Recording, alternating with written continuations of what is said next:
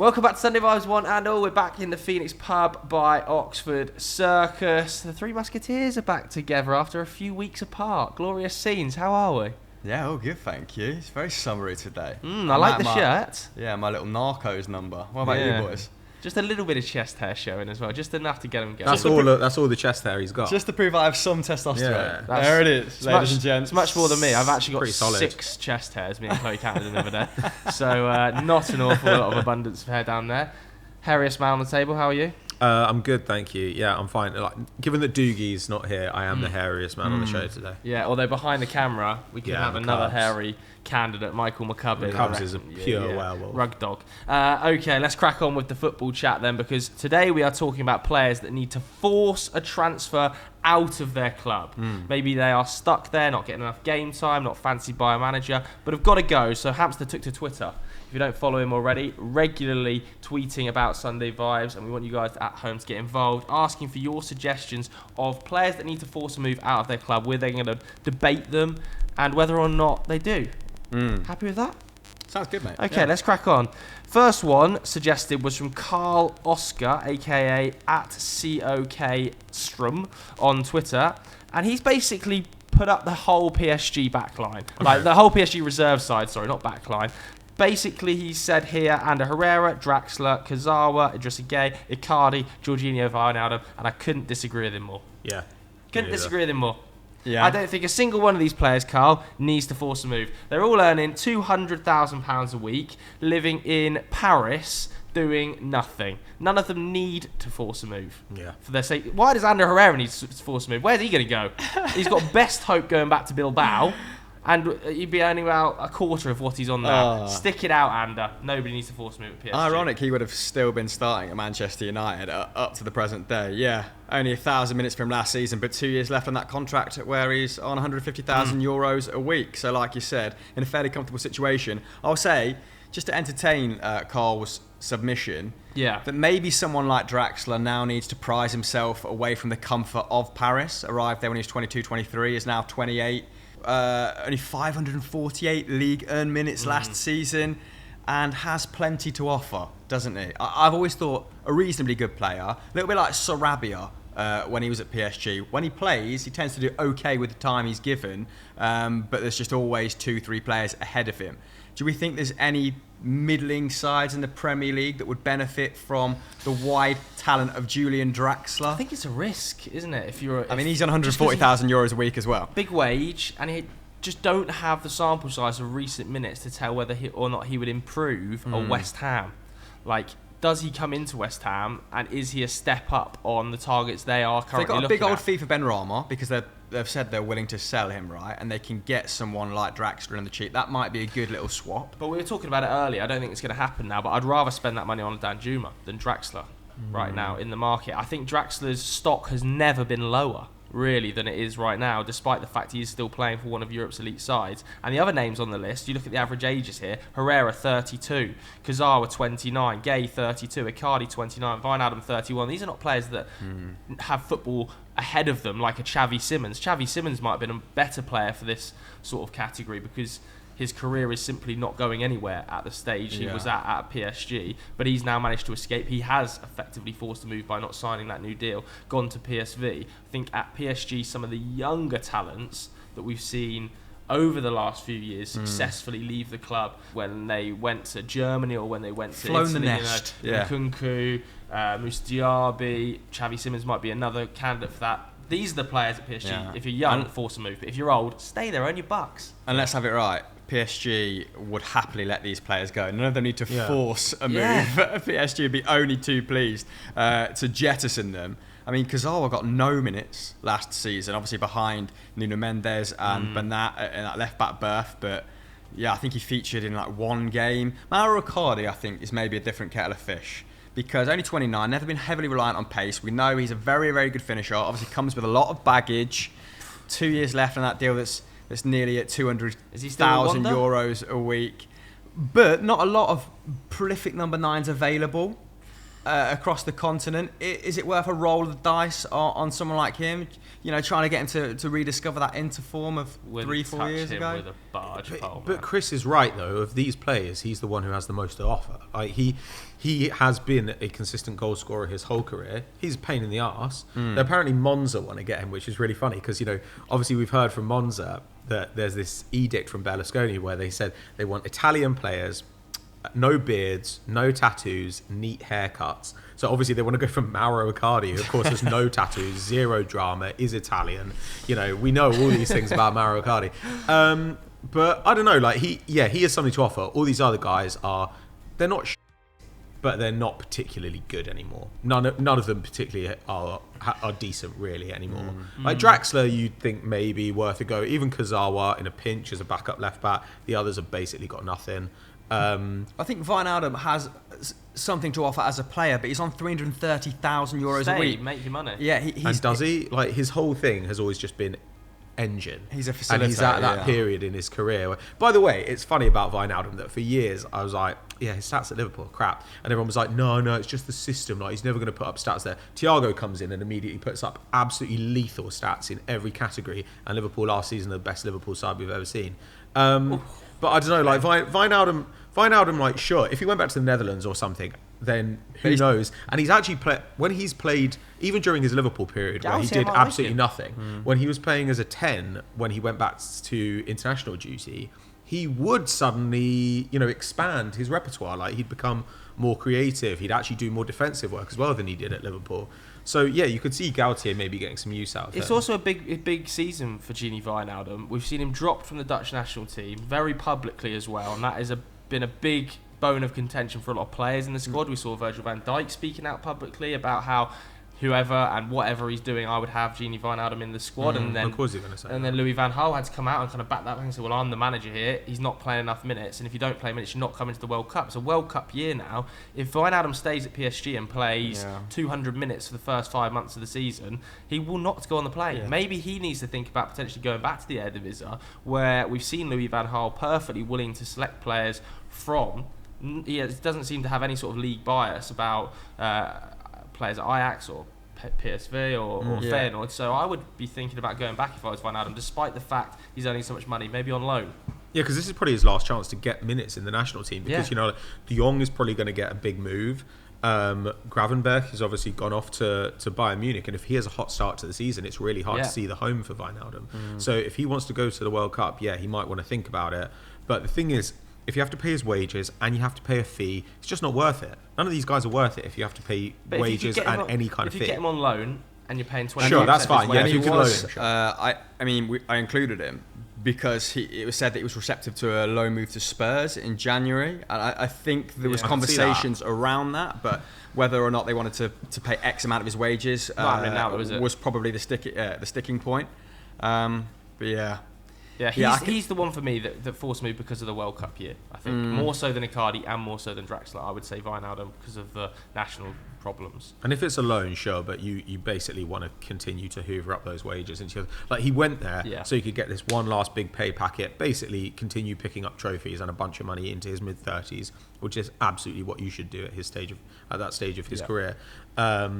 If he can get a loan, then he gets to play somewhere else, go to the World Cup, and still gets to come back to a fat contract at PSG. So I think that works out for everyone. And if we're talking midfield assets that are maybe a little bit undervalued or underutilised at PSG, I would still go for Leandro Paredes, probably over Wijnaldum. He's going to cost less wage-wise, less transfer fee-wise. He's probably more amenable to a move to a team that's not a mega club, let's say. I've always thought he's a very talented player and that's gone a little bit overlooked at PSG. You love to hype him up. Every pre-season, Paredes' name is linked to someone. But he's when good, he plays, he's good, man. He's good. Yeah. All right, let's move on to the next suggestion then from Sean McKenzie, who says Alex Oxlade-Chamberlain. which is the first of a couple of names potentially surrounding Liverpool that are interesting, because we also saw the news on Thursday that Joe Gomez has signed a long-term contract. I saw a few suggestions of Joe Gomez. In fact, I suggested Joe Gomez as a reply to your tweet prior to him signing that new deal. But what do we think about Ox? Because only 11 Premier League starts in 2 seasons. Do you know what? I totally forgot about the Ox, that he cost Liverpool like £35 million.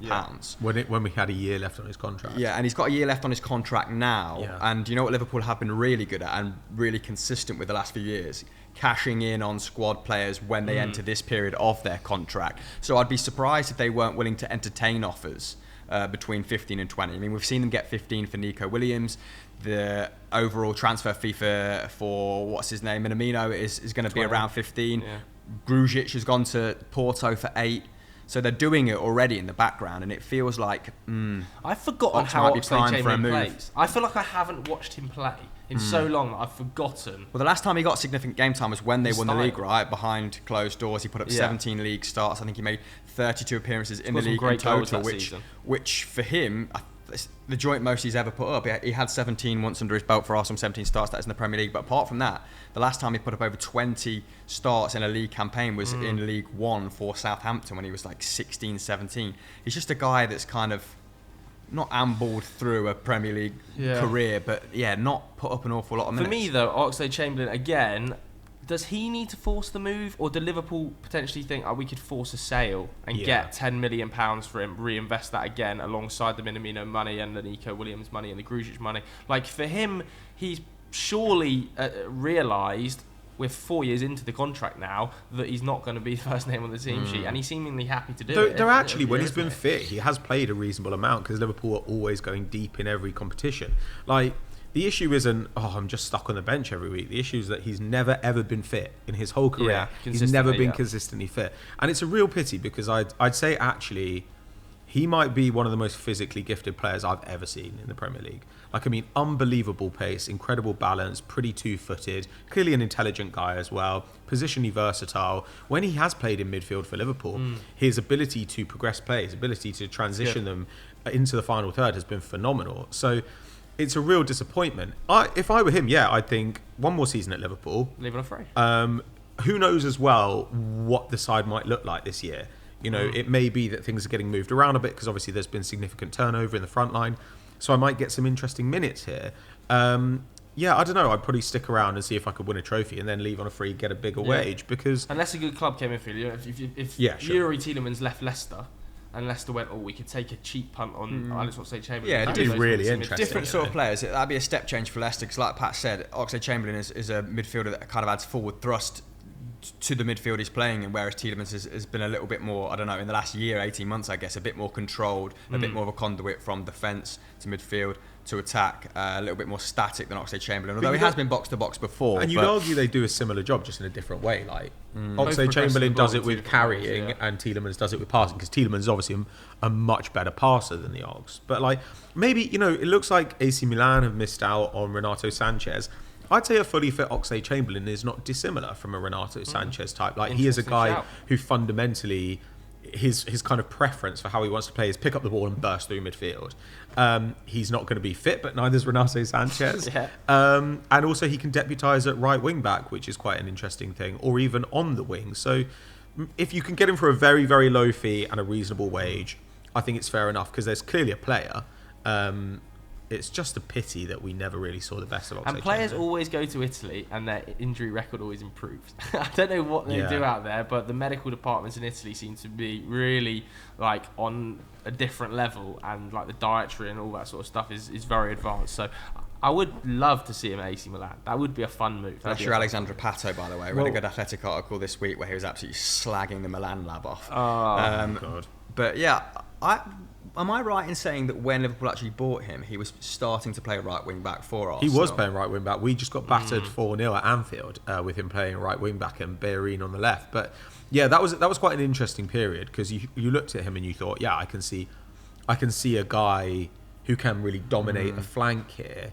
I still don't know if it's his best role, and I think kind of like Milner going to Liverpool, he wanted to play centre mid. But I was about to bring Milner into it, as in Milner's not going to get as many minutes this season, maybe has deteriorated a little bit more physically. They've sold Williams. Calvin Ramsey might not be ready to deputise at right back yet if they rest Oxlade-Chamberlain, Trent Alexander-Arnold. So maybe he'll get some minutes. They don't play wing back, so they who knows? At right back. Who knows what the team's going to look like? Who knows if they're going to change formation? Like Klopp has historically favoured the 4-2-3-1 before, this kind of incredibly successful last few years at Liverpool. But even during that time, there was a period where he put Shaqiri into the side and was playing 4-2-3-1. He may move things around to accommodate Harvey Elliott. So who knows in that situation what minutes can be had where. So it wouldn't be the worst thing to stick around. But maybe he'll get diagnosed with asthma this year, and his performances will go through the roof. I actually think we'll play 4-2-3-1 a little bit more. Nothing more than kind of instinct. But I just think that Núñez, it's going to be a tall order for him to lead the line by himself from the get-go, and they might want a player in the mould of Firmino or Carvalho just playing off him, giving him support, giving him a bit more of a reference point. I think we might see Firmino come back into it a little bit this campaign. But nice. And they got a bit predictable at various points last season. There was some great sort of, I can't really recall the underlying numbers, but teams found it easier and easier to sort of bed themselves in against them, deploy a deep block against them, and maybe having a number 10 there will help make them a bit more unpredictable. I would be surprised personally to see Klopp change that shape. I think it would be surprising but interesting. Yeah, it would. Let's move on to this one from Real Football TLK, who says, Declan Rice, I'm sorry, but it's time. Player of his calibre and ambition should be playing in the Champions League. Forcing your way out when you're worth about 20 million is one thing. Forcing your way out when you're valued at about 100 million is much more 100 difficult. million plus. It's really hard to drum up the buyers. Yeah, we have to, I think, take Harry Kane's exit from Tottenham as a reference point here of how hard it is when you are valued that highly, like you say, Pat, to get out without a clause in the contract. It's all well and good having these gentlemen's agreements and these spoken word agreements around, 10 to 15 million pound moves, but the gentleman's agreement goes out the window when we're talking about, 150 million pounds. It has to be in writing in a contract. We saw with Jack Grealish, him having the exit clause at 100 million pounds. That was the only reason he really was allowed to get out of that deal. Like, Harry Kane didn't have one. Declan Rice doesn't have one. The value of Declan Rice, in my opinion, will be even higher next summer. If he has a good World Cup and another good 12 months, the peak time to sell a player is 2 years left on his deal. He's got a contract to 2025, sell in the summer of 2023, coming off the back of a big World Cup. Imagine he wins the World Cup with England. It's probably not going to happen, but imagine that happens. His value goes up another 20 million. He might be the best central midfielder at the tournament. I don't see a single reason for West Ham to sell this summer, and I don't think it's possible for him to force his way out. Well, they're valuing it as something stupid, aren't they? Like 150 mil at the moment. And his value to West Ham might be in that region, given that at various points last season he was sort of holding that midfield together. His fitness record, obviously incredible. I think he's only missed 12 games the last 4 seasons, so he's super dependable, can build the side around him. And he changed last year. His game style changed. Yeah, he's evolved a little bit. It became a tiny bit more of an attacking threat, much more well-rounded. But I think he's rejected those 2 contract offers, hasn't he? He's not been sucked into signing a long-term deal at £200,000 a week. His contract expires, his current one, in 2024. So at the end of next season, West Ham aren't going to be in as strong a position as they are now. So if they got a ridiculous bid in this summer, maybe they would be maybe I thought they've got an extra year or something optional. For some reason I thought it was 2025. Because otherwise surely we would be... Because otherwise we'd be talking about... They would be trying to sell they'd have a 1 year left on his deal this summer. Next summer, sorry. For some reason I thought it was 2025. Maybe they do have a trigger then, I don't know. But he can look at the Grealish situation. It's difficult to know that you're leaving kind of 100k a week on the table when West Ham are offering you this new deal and you think, I could be earning that now. But for years it was Grealish is going to leave Villa, he's going to leave Villa, he's going to leave Villa. And actually ended up leaving, he was 25 when he left. He's still got the latter half of his career.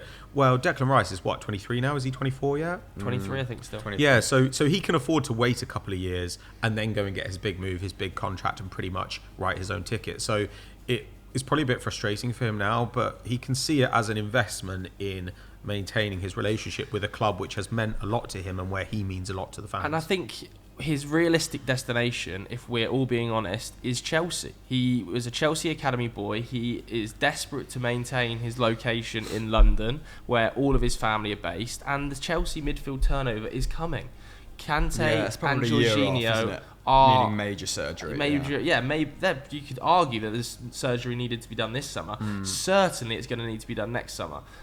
Chelsea are going to be on the table for a big name midfielder, and I just think that's the perfect fit. One more year, Kante, Jorginho depart, Declan Rice comes in a midfield overhaul in one moment. Do you think missing out on Europa League football is going to be a big factor? Do you think he's going to get a little bit restless knowing that at various points throughout last season West Ham looked like, one, challenging the top four, and then two, sustaining Europa League football, and then slowly working their way down the table? Do you think that's going to be playing heavily on his mind because no European football? I know he's got a World Cup, but he's got the Conference League as no well. European football.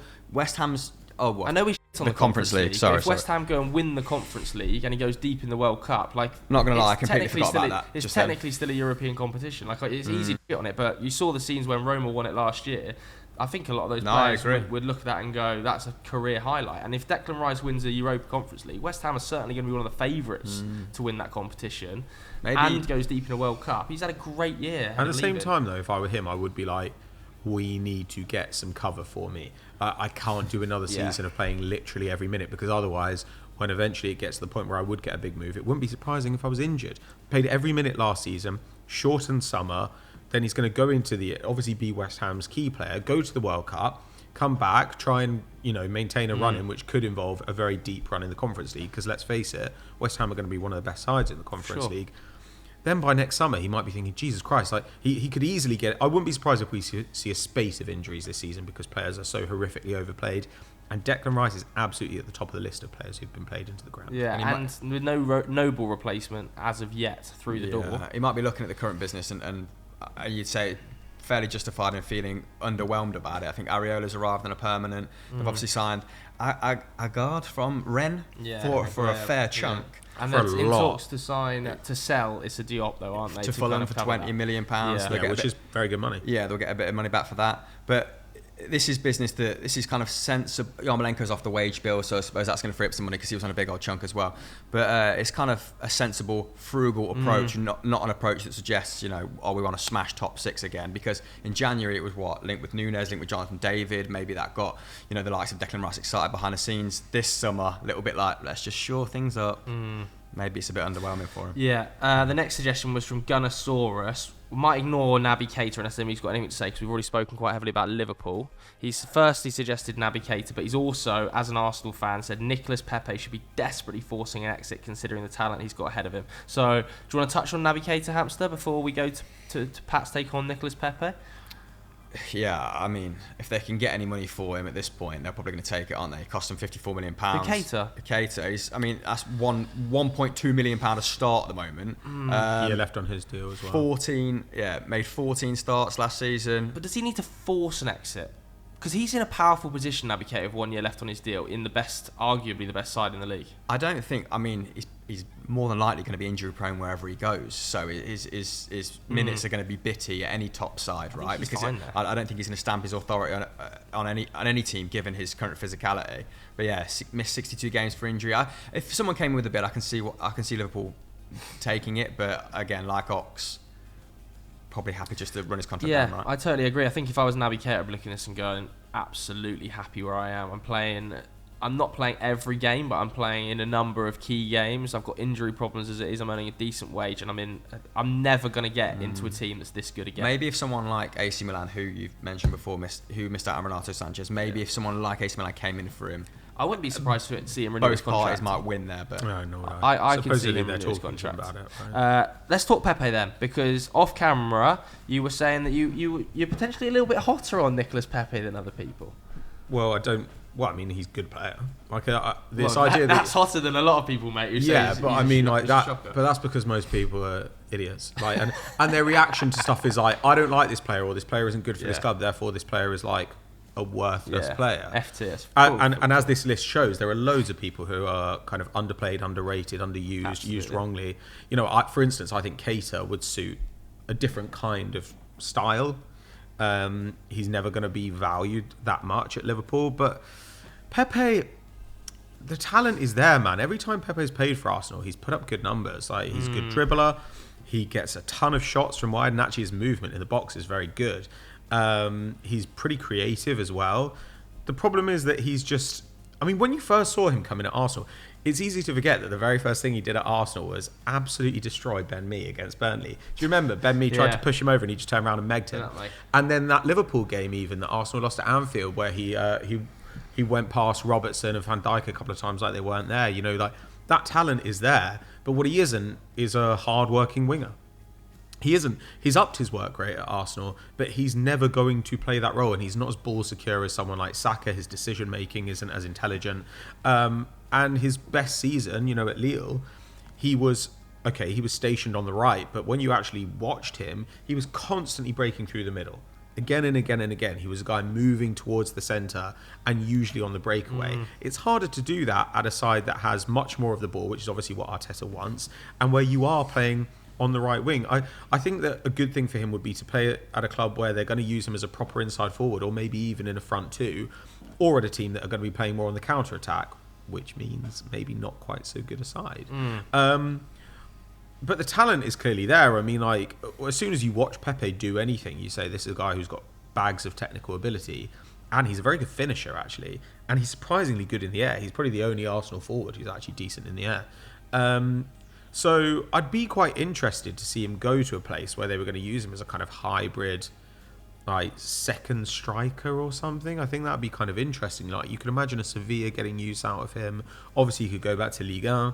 What about a Newcastle on that right-hand side? Offset and Saint-Maximin on the left and Callum Wilson through the middle. He's a much better forward than Saint-Maximin, but he's not going to be a ball progressor in the same way. I don't know. I mean, it depends whether... It's going to make your team kind of lopsided, so you're going to have to work. Too much of a Leicester? luxury player. A Yosi upgrade? For Newcastle. I Would think be there's an probably better enormous options for idea. Leicester on that right I think he's one of the best suggestions of players to force an exit, though, because his career is dwindling. And I think Arsenal are aren't very open to it. Yeah, Arsenal aren't massively successful at the moment. So the force element might come with the transfer fee, right? Because that £72 million transfer fee is weighed heavily over him. Arsenal would cut him for cheap, though. I think we'd let him go. Yeah, I reckon 10 to 15. No, I reckon Arsenal would want about 20, but I don't think any more. I think teams would probably be willing to chuck 10, 15 at him at this given point. Which is a massive bargain. Like, I mean, like, you could... I think he's at least... I think that a fully fit... Well, I think that Pepe is at least a £30 million player. He is. Last season, 21 goals and assists across all competitions, right? Like, that was probably the time to sell, but he had a horrific campaign, last campaign. Saw 0 minutes in the Premier League, didn't have the comfort of the Europa League to sort of... and this season coming with Jesus being added as well. So they might want another... They target Rafinha. But a Dortmund or Leverkusen type side, you know, like a league that has a ton of transitions, that is basically about like play breaking down and then quick moves into attack, he'd work really well. You know, like you look at the numbers that attackers have put up for teams like Bayer Leverkusen, that's really good. And I think I could see Dortmund as well, because let's be honest, I do think this is a £30 million player who you could probably get for 15 to 20. Like, that's somebody you should go for. I mean, obviously the question then is wages. I think there's a good opportunity for someone like Porto or Benfica, you know, when they sell one of their wingers or forwards for an astronomical fee. They could bring in someone of a reasonably similar calibre for a snippet, right? I think he can probably aim higher than that. I think he could go to... I could see him going to Italy or something. Like France. I could see like Atalanta or something being interested, because they're in the middle of a turnover of their front line. They've just hired Lee Congerton as well out of the Premier League, so who knows? Strange. That's an interesting one, though, Nicolas Pepe. This is what you want, right? These are the players where you're kind of like, okay, there's a guy here who's available for below market rate. Yeah, he's down and out. And he's clearly a player. And he'd be keen to go. All right, let's do Mike O's suggestion of De Hood or Brandt. They have so much to give, but get no game time and no trust. Well, I found this a little bit weird because... He played quite a bit. Yeah, De Hood made 20 starts last season. That's the most he's registered in his 5 seasons. Julian get over 20 starts as well. BVB. I mean, the thing with Brandt, he did start a decent amount, 22 times. He got 17 goal involvements, but... they were receptive to selling him, and it was only Marco Rosa's intervention that stopped the board selling him, and now he's been chucked. I think Terzic is a little bit more like okay with letting him go. His contract expires in 2024 as well, so now might be the last time they get a really big fee for him. There's plenty of like... He's a 20 to 25 million pound player as well, isn't he?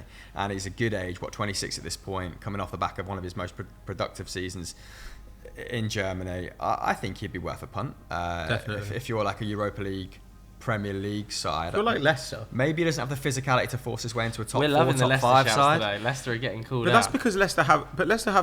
They're in get that grey called area, out. aren't I'd they? say it's because they're intelligent enough to do this kind of thing. Like, And they signed no one. what does Brandt do? Brandt can play as a 10. He can play on either wing. He's actually put up huge numbers in the past, so there's the possibility he comes in and really explodes. But even if he doesn't come in and explode, he can play in a midfield 3 as well. Going to do tons of ball progression, creative, good age. Wages won't be insane. Does he fit alongside Maddison though? Well, I think if Maddison plays, then Brandt can play on the right. If Maddison doesn't play, which tends to happen, he can play in a midfield 3. He could do some of the ball progression if Tielemans does leave. But he's a problem solver, and I think he's exactly the kind of player that Leicester are smart enough to say there's an opportunity. Yeah, here. Brendan Rodgers isn't wed to one formation. Doesn't always have to be 4-2-3-1, Exactly. particularly with like Ndidi when he's out of the side. Sometimes they do go 4-for-3, and Maddison does slot into midfield and does a lot more work than people give him credit for, I think, But on the to bring defensive end. Bring it back to the question of forcing a move. Yeah. Does Julian Brandt himself want to force a move Well, away from a Dortmund who that- are potentially going to be competing under Tozic for a league title? That's this where season it's not a bad to suggestion, Leicester? because I think the club want a fee for him, but I think he wants to stay. Let's go to number one lover. Some name. Says Sander Berg. Surely this kid's too good for the Championship, he continues. And it's hard to deny that it's surprising nobody's made a move. Even a lower echelon Premier League Was side he has good been last promoted. season? He was good in the Championship last year, yes. I didn't say. When he played, he only started 22 Yeah. games. He put up eight goals and assists, which is decent from midfield. But there's some Premier League fodder at the lower end of the table that he would yeah, definitely but you know what worries improve. me about Yeah, this? If but I mean- if a team coming up, like you just said, isn't interested in the slightest, then I don't see how he gets a move. Well, do you think that's because he was a big old fee to Sheffield United in the first place Hmm. at £20 million? He's still got 2 years left on that long-term contract to run.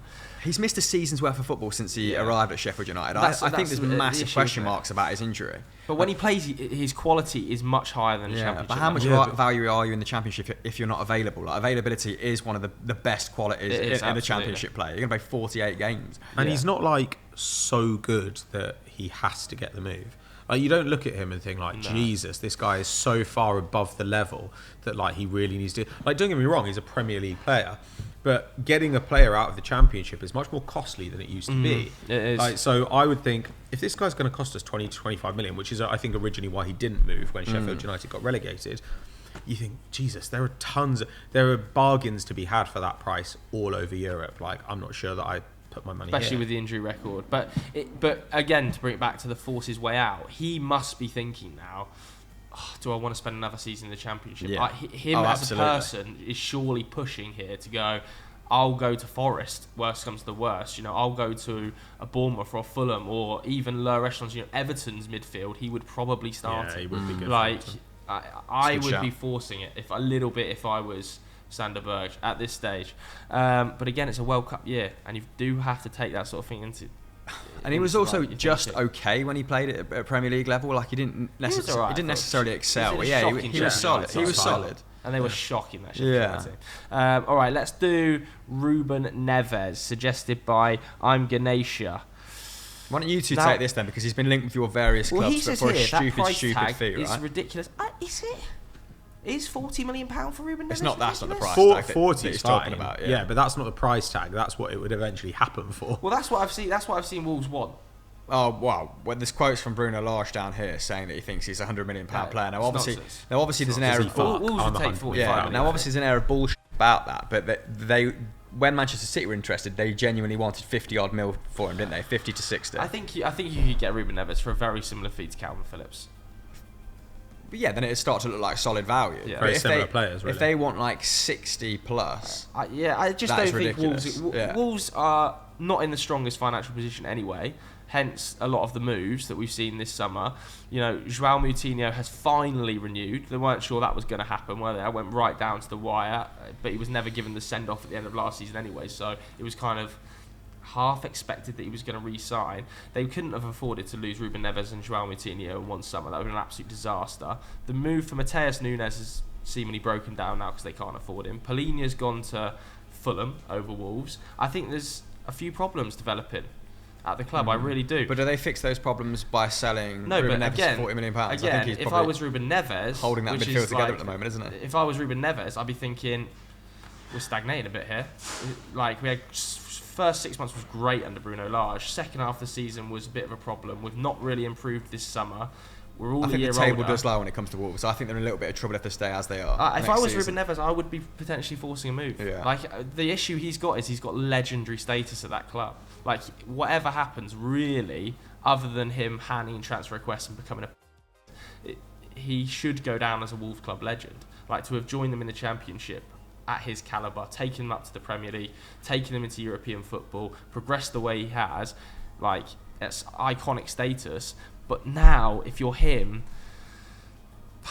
I think you've got to force the issue. But you've got to get out the door. But the last thing you want to do is try and force it and then end up not getting the move because no one wants you. Because I don't think anyone wants him. But Wolves fans wouldn't begrudge him it. If he tried to force the move, I don't think Wolves fans would begrudge him it. It's not like they would Really? go... That does not sound like football fans. I disagree. And he doesn't... And, like, no one wants him enough. Like, Man United have been linked to him, I think, mostly because you've historically been linked to him. But actually, I don't think there's any reason that Ten Hag comes in and he says, right, well, there's this kid at Wolves, you know, who I'm just like obsessed by. Like, I think guys who are interested in Premier League experience might go for him. So I can see Arteta being interested, but Arteta's not going to be interested at £40 million. No way. Nobody wants him at that price point. The thing that's really going to up any potential move for Ruben Neves is the fact that Youri Tielemans is available for 25, right? Because I agree. Who goes in for Ruben Neves at 45, 50? He's just not mobile. The Belgian's available for that price. I'm just unconvinced about his mobility at the top level. He's much more mobile. He's much more active defensively than Tielemans. Yeah, but in a team that, like, the best of the best that are these super, like...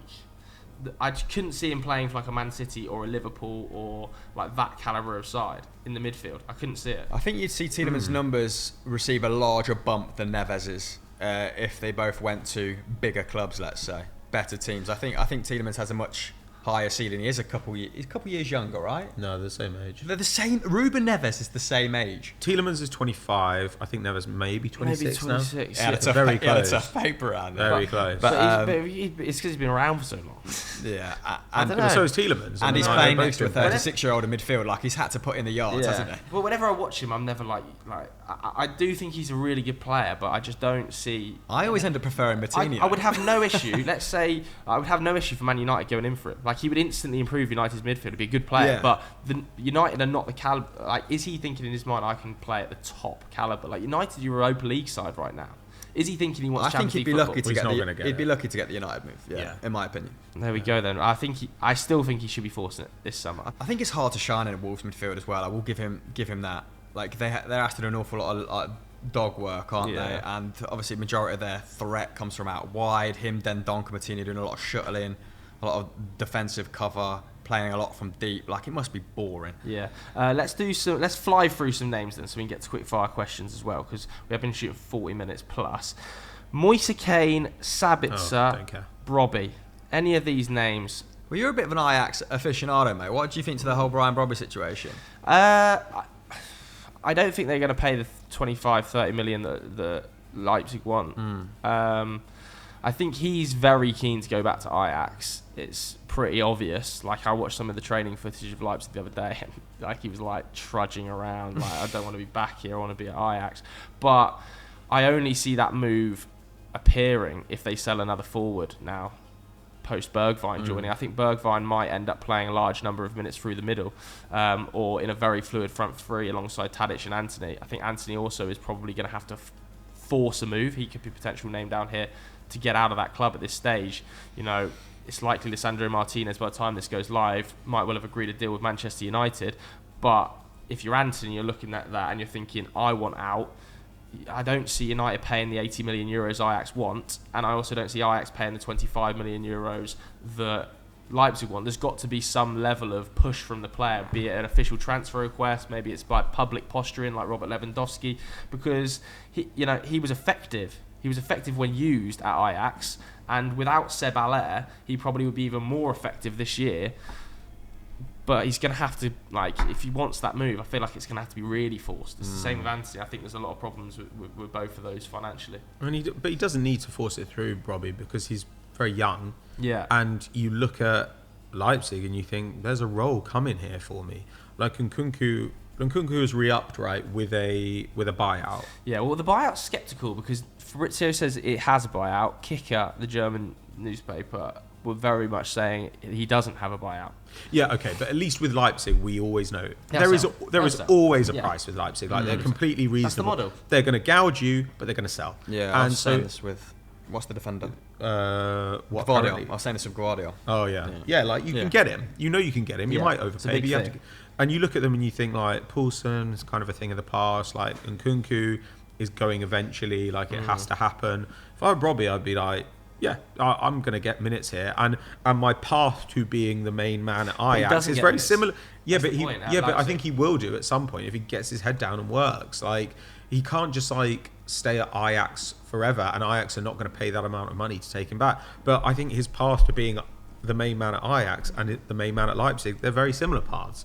But it's easier. Except Ajax. that it's a rotation role for now. Work really hard, and you probably will get the minutes eventually because I don't know. Like Ajax are about to pay a lot of money to bring in Bergwijn, whereas Leipzig are probably about to get a lot of money to get rid of Nkunku. I don't know. It just looks to me like the future's quite bright there. All right. Esri Konsa from Aston Villa says little concussion. This guy's your fave. You love this you geezer. like Well, Is he basically saying he can play at a high I level? don't understand. Well, first and foremost, he's got a long-term injury out until probably November, so he's not going to be forcing a move this summer. I think that's probably part of the reason that Diego Carlos has joined, and we've seen Callum Chambers join within the last 6 months. 2 centre-backs come through the door. Mings is going to play every game. Konsa doesn't need to force a move. I think he's in a fine position at Aston Villa right now. If he can get a starting spot amongst those 4 centre-back options, he's done well. He's going to be coming off the back of a long-term injury. He's a highly talented centre-back, but for me, he won't be going to the World Cup right now. He's, probably majorly down to that injury problem, but he's got a lot to prove still at Aston Villa. I think Esri Konsa is a good player, but there's no guarantee he's a starting name on that team sheet following Diego Carlos' arrival. Yeah, fair. Just to touch upon one name we missed out there, Sabitzer available for 13.5 mil feels like a no-brainer at any club from like 4th to 9th in the Premier League. And I think that's an official stance by Bayern Munich that we will take the money we paid for him if someone wants to come in for him, because I think they've transfer listed him. And he held sort of crisis meetings with Bayern Munich when he found out about their interest in Konrad Laimer, of course, his former teammate. Yeah. So there feels like a legitimacy to this transfer rumour that he is available for 13.5. And we were saying, I think in January, maybe even in the summer when they bought him for a snippet, that he would have been great for someone like Spurs, just as a different option in that midfield, maybe a slightly more technical, forward-thinking option. But yeah, he's got to move. He's 28. He's got to go. Yeah. Should we go to your suggestion then, Hamster? Sure. I saw you reply to your own tweet. Callum Hudson-Odoi, thought starter. Callum Hudson-Odoi then. You think out this summer he's got to go? I do, just because of Sterling's come through the door now. They're clearly still interested in Rafinha at £60 million. So if you're Hudson-Odoi, you're thinking, well, there's every chance I'm going to be starting on the bench once more at come the start of the campaign. And I think he's far too good a player for that. And actually, despite getting a very limited amount of minutes last campaign, he was largely available, well, for most of the season, apart from March to April, when he sort of had lower back issues. Chelsea fans were claiming he was very good last season. Yeah, I mean, Zach says it an awful lot, doesn't he? But you start to compare his career now to some of his England peers. Jadon Sancho put up 7,500 minutes during his tenure at Dortmund.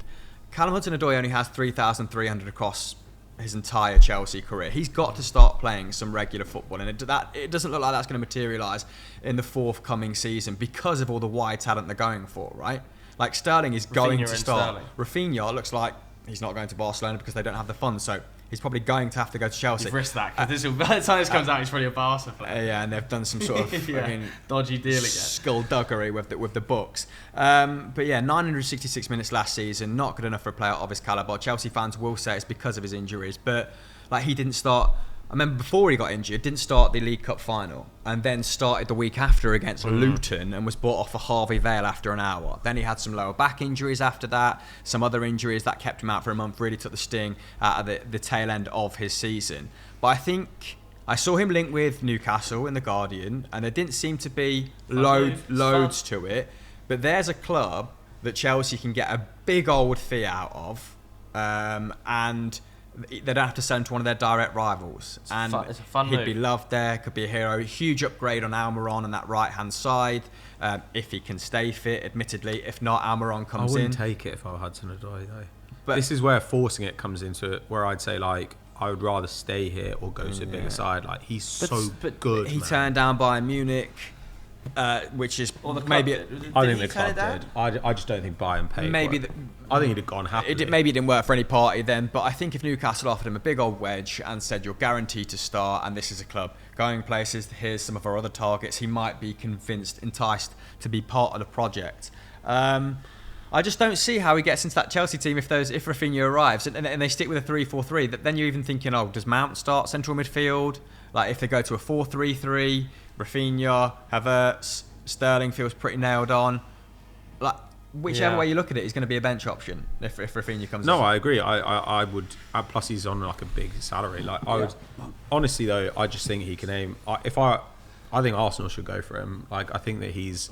I think he could, Dortmund, if they had the money, would be a good destination for him. I think Bayern could consider going back in for him, especially if they can't nail down this Gnabry situation. There's better destinations, but do you think Arsenal sell to Chelsea sell to Arsenal? Sorry. I think that we're seeing I think the big six clubs in the Premier League are starting to realise that when they have these guys who cost big wages and who cost big fees and are on big wages, they basically have to sell to each other. And I think that's a good thing. I think this era of like, oh God, you can't sell to a rival is bullshit. I think you have to trust that you're more intelligent than your rivals and you're going to use players better, because otherwise you end up sitting on these guys forever, which is more of an issue for you, especially for the Italian football model, which is excellent. And it's fine, like this summer we've seen City have sold to Chelsea and Arsenal. They clearly are not concerned at all. They're like, we will sell to you. We don't give a shit.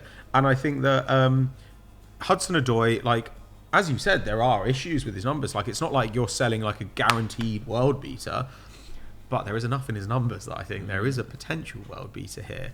And from an Arsenal point of view, you're like, right, okay, we've got Gazumped for Rafinha. Like, I think Hudson-Odoi is arguably a better fit for what Arsenal need as well. He's always put up incredible dribbling numbers. He's got a really, really high technical level. He already lives in London. When it comes to carrying the ball into the penalty area, he is the best in Europe at this. Like, not as that's a claim. No, the last 2 seasons he has been the best in Europe at this. The last 2 Jack seasons Grealish was the boy carrying the ball. He was this year, but not the year before.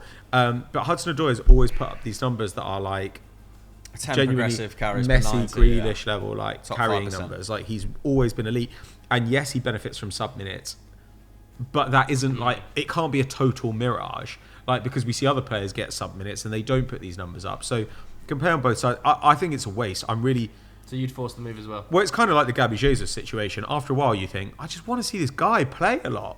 Like, if he went to West Ham, if he goes to Newcastle, great, because then he'll play every week. All I want is to see him play every week for a good team, because I think that there is a potentially sensational player in there. All right. I would just like Arsenal to get him because he's sick. I love it. All right, that's a great shout. Let's move on to our quick fires then. First was sent in by Declan. Big shout out to everybody on the Discord as well. Here, if you're not involved in the Football Daily Discord, get involved. Declan says, thoughts on Matthias de Ligt's transfer to Bayern Munich. Now, as we sit here now, it seems like that move is progressing quite quickly. Chelsea seem to be falling by the wayside a little bit because he's had personal talks with Hasan Salihamidzic and Julian Nagelsmann in which he's been convinced of the project and wants to go to Bayern Munich now. The fee is believed to be in the region of 70, 80 million euros. What do we think about Matthias de Ligt going to Bayern as, I would presume, a Nicolas Sula replacement? I mean, we sat here 2 weeks ago, didn't we? And we're like, they are thin on the ground for centre-half. So it makes sense from a squad-building perspective. And if they can get him for a similar fee to Luca Hernandez, like, it's a sizable outlay for them, but not totally unfathomable. He could effectively be their centre half for the next 6-7 years, couldn't they? He's still only 22. Yeah, it's ridiculous. I mean, I think they've caught Juve at a good time. Juve quite clearly need to sell, don't they? I'm surprised at that, though. Obviously, I mean, that leaves them with Bonucci. Chiellini's gone to America. Yeah. Demiral's off as well. He's gone. So they're going to need to, we spoke about this beforehand, maybe get 2 centre-halves in that £30 million ball mark. They're going in for Koulibaly, so maybe they'll be covered in that sense. But they've struck while the iron is hot. I think it's a great fee. And 70 million euros, I think, is a fantastic. A little bit of egg on Chelsea's face if they can't prize him, away from Juve to the Premier League. Well, it could be a potential double. I mean, if Rafinha chooses Barca, De Ligt chooses Bayern, it's It's a couple of L's there for Todd Burley early doors, isn't it? Who were two of his principal targets. Let's face it. In Rafinha, they had a bid accepted. The league they've been in negotiations with for weeks, not been able to pull either of them off. I know, but when you hear that Barcelona can't pay Frankie De Jong £17 million in what back pay, in order to get the Manchester United move over the line, then in what world are they getting Rafinha? Well, and Burley as well. Sure, now they're talking about Chelsea being in for De Jong and potentially using Marcos Alonso, who we know Barca won, and Azpilicueta, who we know Barcelona won, as make-weights in the deal. I think that's really smart. I think some of the kind of player swap trading stuff that Burley is trying to pull off is actually very intelligent. Because Chelsea have Sterling move. Chelsea have a ton. Yes, I do anyway. Yes, surely.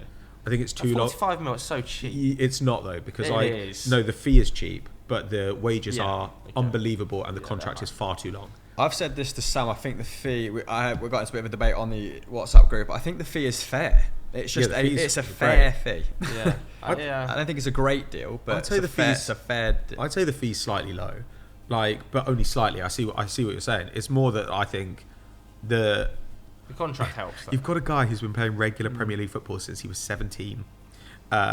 He's now 28. You're going to give him a contract till he's 32, 33. He's going to be on 300k a week. This is a concern for me. I think the last 2 years of that contract, you are potentially not getting very much for your money. That's my worry. And that's the exact point I made. So I pinged him a message saying, listen, it's a good deal, it's a fair price. Don't get too giddy though, because this is a 27-year-old winger who's going to be 28 next season. I think he is good enough. Like his match IQ is so good that he'll be able to sustain these numbers for 2 years. And a winger putting at 15 goal contributions at 30, 31 is very good but rare. But Raheem Sterling's of the caliber of player where he will make it happen. But then you get to the point where he's on 320 grand a week, and he's a winger, and he's 32, 33, and you're probably looking to replace him. But £50 million for a player in the last year of the contract, very good. And the advantage you have with him is he is very, very fast. Like I think often I see this weird thing that people say where they're like, oh, this player's so reliant on pace. When he gets into his 30s, that's going to be a real problem. I think the opposite is true. If you've got a guy who's much faster than average, then when they get older, like Jamie Vardy, you tend to see that they're still pretty quick because they lose a step, but they were so fast it doesn't matter that much. Yeah. In Sterling's case, he may well be at 31 fast enough to play through the middle still and be okay because his movement's so intelligent. But I'd look at that deal and I'd be like, oh Jesus, this is going to be rough. So hard with Guardiola as well, with regards to his positioning, his timing, just everything in the final third. That it's not a little evolution into a sort of second strike or maybe even a false nine is not beyond him, is it? Like he's very good in the box. He has those instincts. And despite people saying that he's he's an attacking player who is, not very profligate with his chances. Like he's got the same conversion rate as Salah, is it? And his average shot is closer in than the likes of Harry Kane. Yeah, it's because he has so many high-profile big misses. Yeah, but then happens. You forget all the time he was at the back post and no one else was. Who has a terrible conversion rate? Cristiano Ronaldo, because he takes so many shots. Like that's how it goes. But my bigger concern is Sterling's got a decade of Premier League football in his legs already.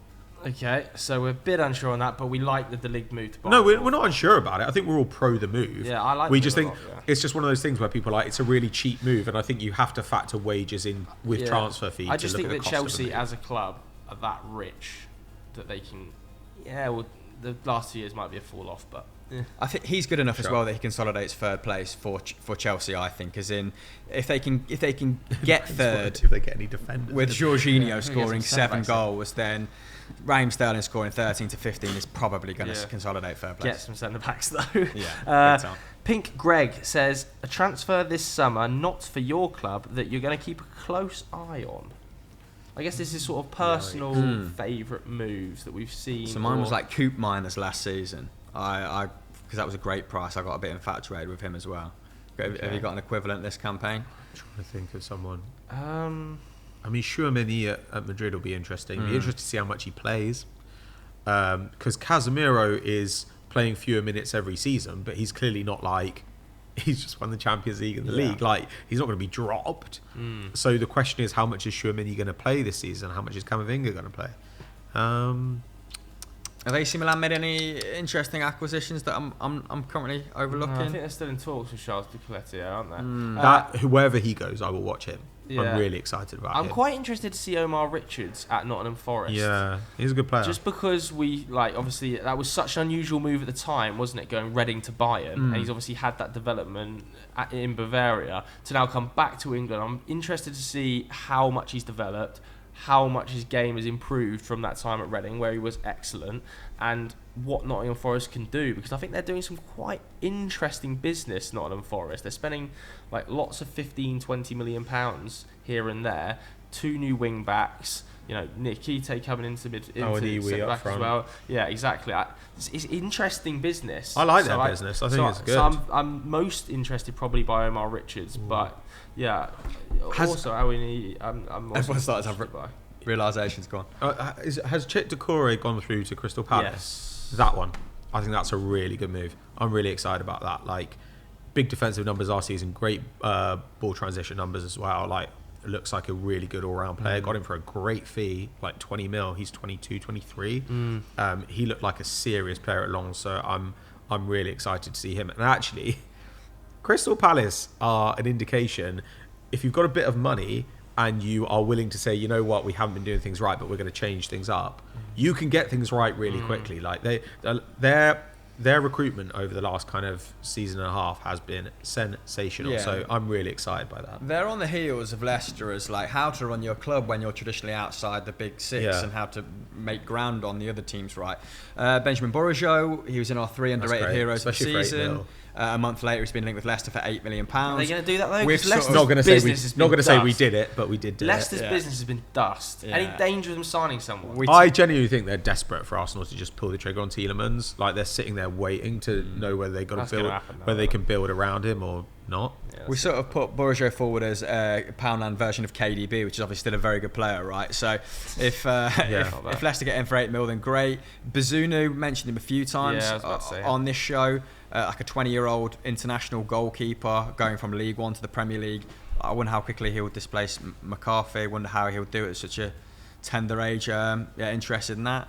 I mean, a lot of Southampton's business, they're double downing on youngsters, aren't they? Yeah, I think Romeo Live has been confirmed now as well. So let's do our final personal question then from Colm, who says skiing or beach holiday.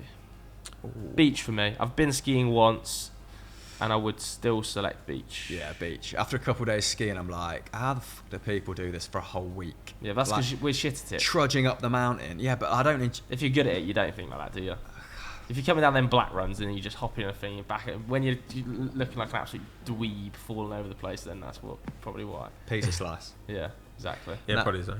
Yeah, beach. Got to be beach. All right, there we go. That's another episode of Sunday Vibes in the can. If you liked it, hit the like button, hit subscribe. Anything you want to plug? Podcast is back this week. We basically looked at 3 of the kind of hybrid winger striker Brazilians that have gone on the market this summer. So Rafinha, Richarlison and Gabriel Jesus. We talked about what they do differently, what separates them from one another, their fit at the clubs they're going to, depending where Rafinha ends up, and who we think got the best deal. So it's quite an interesting I saw Henry's take on Richarlison. Disgusting. That's nonsense. But watch that. What about you? Well, now I'm interested in Henry's disgusting take, so I'm going to go and watch the podcast. It's really vanilla take. Right. It is a really vanilla take. But go and watch it. If you enjoyed this, I've done that. See you later. Bye.